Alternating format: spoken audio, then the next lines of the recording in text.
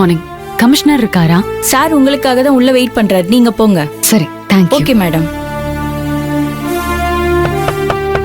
S, come in. Sir, take your seat. Thank you sir.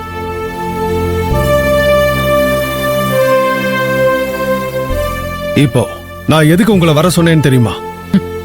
ஏதாவது முக்கியமான வேலையா இருக்கும் சார். ஆனா என்ன வேலைன்னு தெரியாது. எஸ்.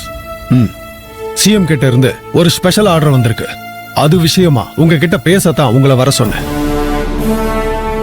பெண்களுக்கு எதிராக நடக்கிற குற்றங்களை யாரு செஞ்சாலும், அவங்க எவ்வளவு பெரிய ஆளா இருந்தாலும் அவங்கள அரெஸ்ட் பண்ணி கடுமையான தண்டனை கொடுக்கணும்னு சிஎம் ஆர்டர் போட்டிருக்காரு. சார், இப்படி ஒரு ஆர்டரை போட்டு நம்ம சிஎம் உண்மையிலேயே நம்ம பெண்களுக்கு ரொம்ப பெரிய நல்லதை பண்ணிருக்காரு. நம்ம பூமி பெண்களை மதிச்சு கும்பிடுற பூமி சார். நம்ம நாட்டுல தான் பெண் தெய்வங்கள் அதிகமா இருக்கு. நம்ம நாட்டுல ஓடுற ஆறுகளுக்கும் நதிகளுக்கும் பெண்களோட பேரை தான் நம்ம முன்னோர்கள் வச்சிருக்காங்க.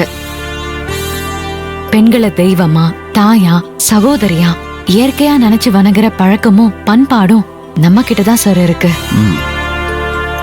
ஆனா சில அயோக்கிய பொறுக்கிங்க பொண்ணுங்க கிட்ட தப்பா நடந்துக்கிறானுங்க.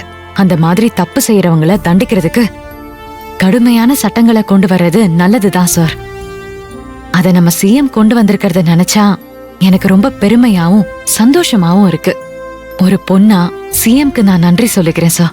Nice, good. இதுக்கப்புறமும் நான் சிஎம்மோட இந்த ஸ்பெஷல் ஆர்டரை ஃபாலோ பண்ணி கடுமையான நடவடிக்கை எடுப்பேன் சார். பெண்களை கொடுமைப்படுத்துறவன் யாரா இருந்தாலும் சரி, அவனை நான் சும்மா விட மாட்டேன். Very good Eswari, very good. நீங்க இப்படிதான் சொல்லுவீங்கன்னு எனக்கு ரொம்ப நல்லா தெரியும். பெண்களுக்கு எதிராக வர்ற கேஸ விசாரிக்கிறதுக்கு நான் ஒரு ஸ்பெஷல் டீமை ஃபார்ம் பண்றேன். அதுக்கு தலைமை யாரு தெரியுமா? யாரு சார்? நீங்க தான் ஈஸ்வரி. என்ன சொல்றீங்க? என்னதான் செலக்ட் பண்ணிருக்கீங்களா?